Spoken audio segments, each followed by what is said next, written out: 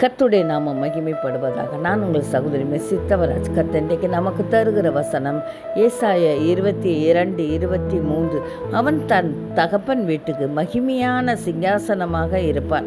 ஆமாங்க, ஒருவேளை உங்கள் குடும்பத்தார், உங்கள் அண்ணன், தம்பி, அக்கா, தங்கச்சி, அம்மா, அப்பா எல்லாரும் உங்கள் மனது வேதனைப்படும்படியாக உங்களை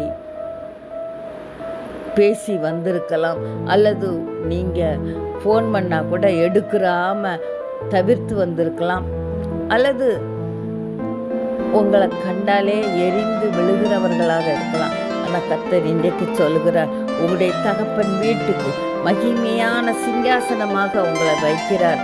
அவரால் கூடாத காரியம் ஒன்றுமே இல்லைங்க.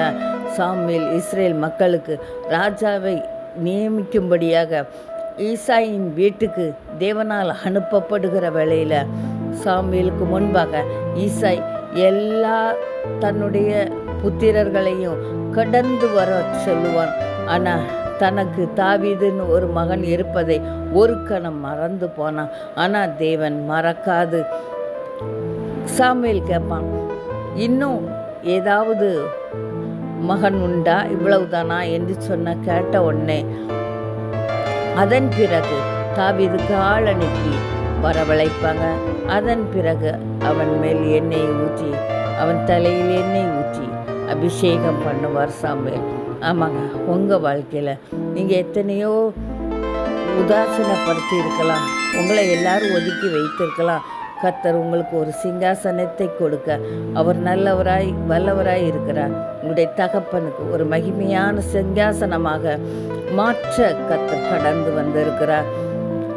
யோசேப்பு கூட தன்னுடைய சகோதரர்களால் விற்கப்படுகிறான்.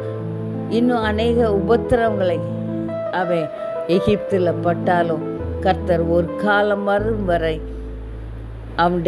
அவன் தேவனிடத்தில் காத்திருந்தான். ஆனால் ஒரு காலம் வந்தது, அந்த நேரத்தில் அவனை பார்வோனுக்கு அடுத்த ஸ்தானத்தில் கர்த்தர் வைத்து அலங்கரித்தார். அன்றை யாக்கோபின் குடும்பத்துக்கு கர்த்தர் யோசேப்பை ஒரு சிங்காசனமாக மகிமையாக மாற்றினார். இன்றைக்கு உங்கள் வாழ்க்கையை கூட கர்த்தர் ஒரு நல்ல மகிமையான வாழ்க்கையாக மாற்றும்படியாக கடந்து வந்திருக்கிறார். உங்களுடைய தகப்பன் வீட்டுக்கு நீங்கள் மகிமையான சிங்காசனமாக மாறுவீர்கள். கர்த்தர் தம்மை இந்த வார்த்தை ஆசீர்வதிப்பாராக. ஆமென்.